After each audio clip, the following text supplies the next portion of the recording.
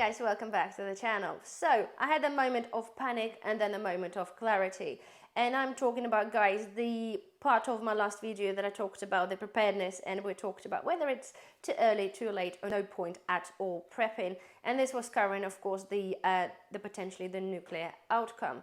If you follow the news, you know that now French are poking the fire, and that's kind of made me feel a little bit uneasy. And I had this little bit moment of panic. Suddenly just crossed my mind that if something happens again, guys, right?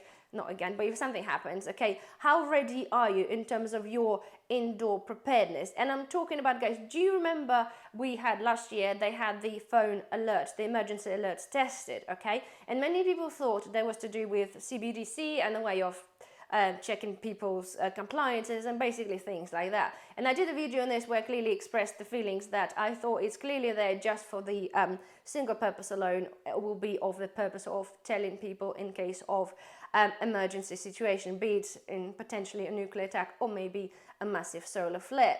So from that point, it got me thinking, if suddenly we have an alert, and I know many people switched off alerts, we did too. However, I'm a true believer, if they need to get their message across, it'll come through your phone system, through your supplier, provider anyway. And I think if they need to get a message will come through, whether you have your emergency alert switched on or switched off. And for example, if you get the message saying, okay, get inside and stay inside for say 24 or 48 hours, how prepared are you for this kind of situation? And of course, that's my little bit of panic came through. I did a video last year where we talked about the nuclear preparedness, and I actually did mention saying it's very important to find your safe room, safe place where you're able to potentially go and shelter and have things ready. I've started doing this, okay, however, when I had this horrible feeling the other day of very much being underprepared, I suddenly had this moment of clarity to know exactly this is what I need to do, is my next step. So I've prepared and I had some bits and bobs. I had a little bit of food, a little bit of snacks in the room, and I kind of started a little bit half-heartedly. And then when I actually now just gone through and I just had a look through to what I have, and I was really appalled and how actually underprepared I was. I'm genuinely kind of thorough in terms of what I do, and I try to do things to, you know, to the best of my ability in terms of preparedness, but these things really, really lacked, okay? I haven't even had a spare bottle of water apart from the water that's on the side of the bedside cabinet. I have a safe in the bedroom that's got a mixture of things, right, that started to be prepared. I had some candles and I have some hazmat suits and a hazmat gloves, but yet the gas mask in a totally different location. So it's kind of totally pointless. It was total shambles. We had the food drawer where I had stuff, little snacks for a kid, and you know, we had a little bit of juices, things like this for her, and some toys to keep you occupied for a really long time. And then all of this ended up being dispersed kind of all over the place. And I open it up, it's like, oh my God. Honestly, guys, if we had a notification come through and say, okay, go inside a safe place, are you actually able to survive in that room without leaving this for 24 or even 48 hours? I certainly couldn't. Not without water, not without food. I had 2 emergency MRE packs with the heaters there, and that was that. And it certainly would not be enough for 2.5 people, and especially if we're going to be longer than 2 days. There was no snacks in there left. It was just all got kind of raided and got left behind. So my point as well, guys, if we have the short notice where you have to go in there, also, do you have a plan? Do you have a plan? And I'm failed on this one too.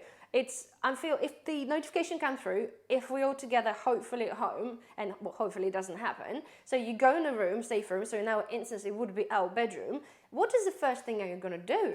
Are you going to tape the windows? Are you going to tape the toilet? What it is that your plan is to do? And do you have all those things that if you're planning to do that, do you have them all kind of ready there to take and deal with? It's like by the time I get the safe, open the safe, get some tapes, get some scissors, it just all takes time. So I'm thinking, okay, it's got to be done better. It's, you know, put the maybe tapes and the scissors on the windowsill, just have things nearby in locations to what you're intending to do.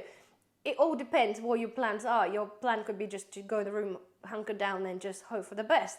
But at the same time, you still need to have your water and food, be it MRE packs or just the basic snacks. And of course, things like probably bin bags, guys. So think about options of going to the loo.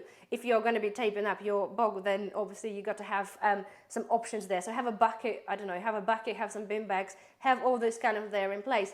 Again, we can do the different video on that if you want, just obviously let us know below. But my point was, guys, my panic moment was that I was so underprepared in the area. And then my clarity part was that yeah, this is something that needs to be done fairly urgently, because it's not one of those things, guys, you know, prepping is a way of life, and whatever you do things, it genuinely takes time to prepare, takes time to learn, takes time to preserve foods and stuff like this. Whether with that kind of instance, potentially, if there wouldn't be no time to kind of work on this. So to me, it's kind of a little bit of a priority for, say, to just get that room sorted. All I'm talking about, because nobody knows what's going to happen, how soon it's going to happen, but to have the priority just to get basics in there, just get my food, get the water in there, either take the hazmat suits or put the masks in there. Do you know what I mean? Just like have it a little bit more organized. So this is just the point of this video, guys, to you, that if you're preparing for that kind of horrible scenario, just make sure you have a plan, okay? Make sure you design a plan, whether it's being secure in your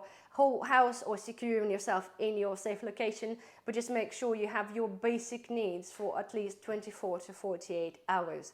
So anyway, guys, that was that. I just wanted to share this with you and see what your thoughts are. Don't forget, please thumbs up, comment below, and I shall see you in the next video. Bye bye.